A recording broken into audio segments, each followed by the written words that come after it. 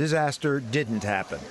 Dorsey could buy insurance because of the Massachusetts health law, signed by Republican Governor Mitt Romney in 2006, and its online marketplace, the Health Connector, where some 250,000 people now get insurance from 9 private companies. It's the model for the state exchanges being set up under the Affordable Care Act.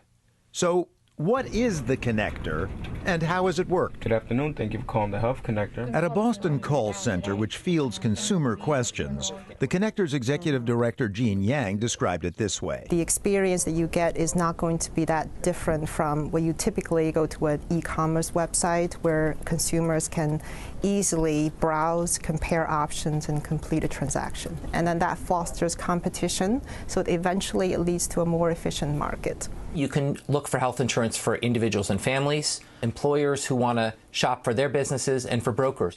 MIT economist John Gruber, who helped craft the Connector, gave us a walkthrough. So let's say it's just you as an individual. Okay, then it's going to ask about my income, and the reason is because if I'm low income, I'm eligible for special subsidies to the low income families. Got it. I'm not, so I'm going to continue. Then you type in your zip code and your birthday. Okay, now it's retrieving my available plans and rates. The Connector has different levels of choices. That'll be the case in other states, too. Hi, Phoebe. MIT's Gruber shares his home in Lexington, Massachusetts, with more than a few feathered friends. Among them, Phoebe the cockatoo. Phoebe's going to live about 100 years. We mention Phoebe as a reminder that long life is a key economic good.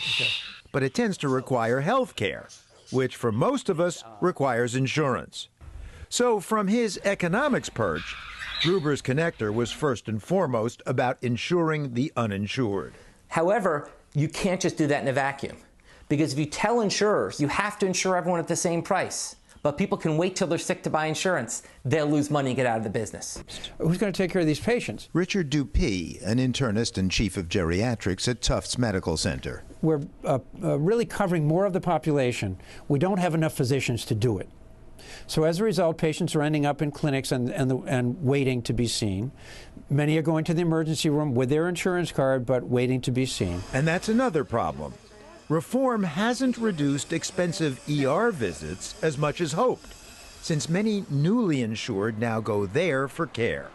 The reason for that is we don't have enough primary care doctors, and we also have a lot of physicians who feel that the reimbursement structure for patients who are in the Connector is not sufficient to be able to help them support their practice overhead.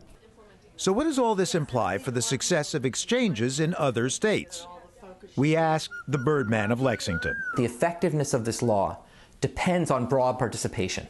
That requires outreach and social agreement to be part of this new social contract.